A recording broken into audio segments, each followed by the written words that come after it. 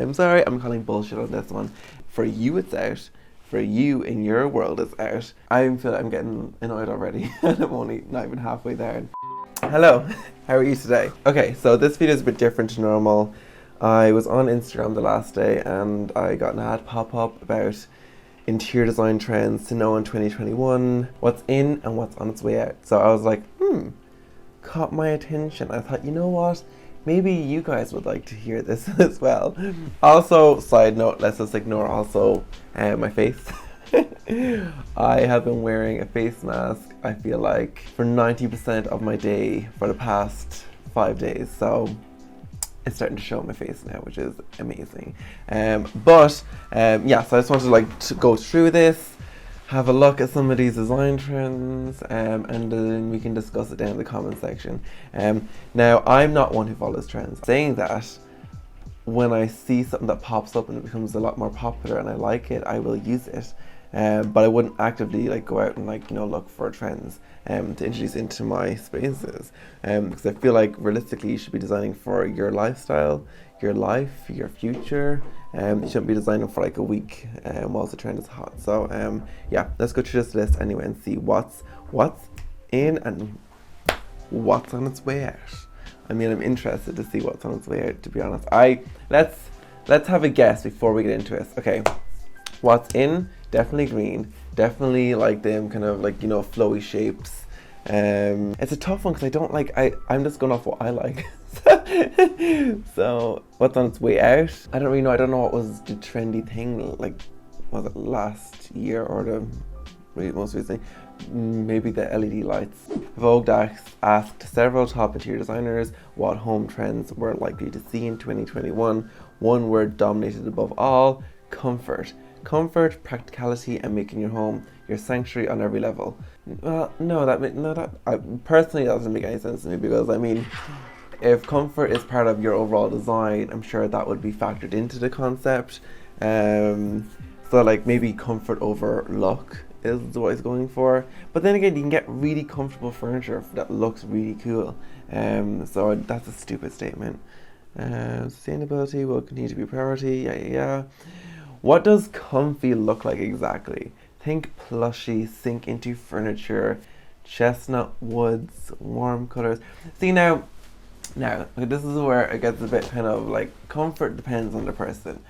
I think of comfort as the actual furniture itself, the couch, the bed, the mattress, that's what cushions. That's what I think of comfort as. Regards to comfort in styling senses, that depends on the person. Some people might find overflowing bookshelves. I'd find that a bit chaotic and I wouldn't find that very comfortable, but someone else might. A lot of people find the more minimalism look more comforting because it's freeing the mind or whatever. So I think when you go into specifics like that, I don't think it fits in exactly with the comfy look. Comfy is depending on the person. Overflowing bookshelves, but not the color coordinate. See, this is where trends start to piss me off, because trends they're so specific, and it's they kind of shame the whatever contradicts that trend. So color coordinated bookshelves. Excuse me, I like doing color coordinated bookshelves. So but not the color coordinator. That's so condescending. Rather, one stocked with tattered covers and novels you've read and loved. See, that's a specific person. Not everyone reads books. Some people like their bookshelves just to for aesthetics. Less mass-produced furniture. Then again, most people won't be able to afford one-of-a-kind piece, furniture, handmade furniture. Not everyone can afford that. Most people go to shops where products will be mass-produced, which is unfortunate, but that's just realistic. There's nothing more thrilling than giving new life to ancestral pieces. Not everyone has ancestral pieces. See, this is again why I don't like Vogue. Majority of people, this doesn't relate to. This relates to people who have money, first of all, who have grown up with interior designers their whole lives. Just rich people. This applies to just rich people. This isn't the everyday kind of home, which is why like it kind of annoys me. Like, and it's so funny. These trends that like Catherine Ireland, that's her style. She loves using ancestral pieces. Like that's her aesthetic. That's her brand image. So it's kind of like, it's like saying going to whoever designed Kim Kardashian's home and them saying that the minimalism is a new trend and them talking about it because that's their style, like that's their kind of brand image, if you will. Instead of going to someone who like uses like a range of different styles in their work. I feel like I'm getting annoyed already and I'm only not even halfway there. Hot trends are falling fast out of favour. The decline of mid-century modern. This is the thing, if you like mid-century furniture, go for it. Don't listen to this. This is just 4 interior designers out of a world of interior designers. This is just like 4 or 5 of them giving their opinions. To be honest, it seems quite biased. But I personally I like all styles. I like mid-century, I like contemporary, I like traditional, I like everything. Like everything I find just beautiful. Now that people are actually hanging out in their living spaces for hours at a time, there's a strong trend towards furniture that is big on soft, comfy sofas that allow you to lounge with ease. I get the armchairs and stuff, where they're not like exactly the most like this. Like this is the most, actually this is pretty comfy, I'm not gonna lie. I like using this for my office desk here. But like, more practical furniture. Now just bear in mind, we'll be out of this lockdown soon enough and all this comfort trend will be like any other trend. It will disappear and there'll be a new trend in this place. So just take everything with a grain of salt. That is such bullshit. I'm sorry. I'm sorry, I'm calling bullshit on this one. I think minimalism will begin to go by the wayside in 2021. As we spend more time in our homes, we need more objects to hold our attention. All that empty space can be so... No, like that's... I get minimalism has become very trendy at the moment, but to be honest, I never liked it at the beginning because I thought like, oh my god, it's so cold, so dead. But the more I experiment with it, the more I'm like, oh my god, this is such a nice way of living because it's minimal. It's like your head is free. Like you're not looking at like shit all over the place. To be honest, Robert, I think you're incorrect with that because I think the qualities of minimalism will forever be intact. And I think minimalism was an amazing movement. I think it's a movement that needs to happen. It's just like it's so biased, and this is why I never read into trends because like it's so annoying. Like literally, they get the same 5 designers in again in a year's time when the new trends predictions are in, and they'll be completely flipping the switch on these trends. It's just empty space can be suffocating. That like no like. How could an empty space be suffocating? If that's what you like, I personally, especially in like a workspace, I like everything like put away and like nothing in sight because I don't know, like I find it more freeing and I can work better. Oh, here we go. Oh, and perhaps back off the beige. The all beige catalogue look is out. You cannot say that. See, this is the thing. This is Catherine again. That's Catherine's style. If you look at her Instagram, it's bold, decorative with it's bold. It's antiques. It's like eclectic. That's her style. So to be like the all beige catalogue is out. No, for you it's out. For you in your world it's out. I love all beige interiors. I do. I think they look really good. I think, like, I do like a bit of colour myself, so will be splashing a bit of colour and a bit of, thing into it. That's my style, you kind of tailor these trends towards yourself. But to say these statements with such conviction, oh yeah, yes, I reused your word back to you, really annoys me. Wallpaper and pattern play will continue to dominate rather than subtle, more monochromatic schemes.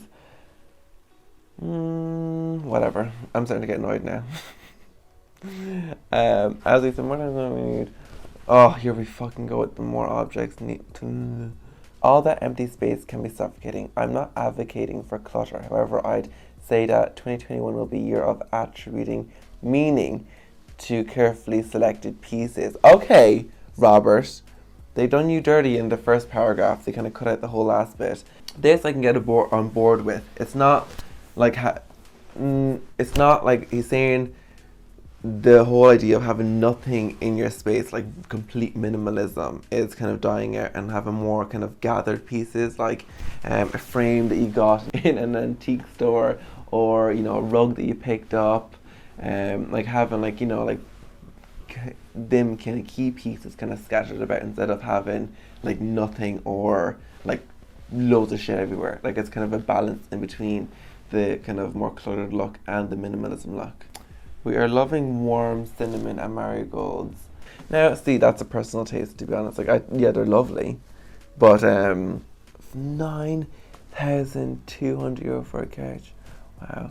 Real decorating is back in. Colors, textures, a mix of old and new. Repurpose things, shuffle artwork around, move furniture into the room, reaccessorize what you have. Right, Catherine, if I see you pop up here one more time, I swear to God,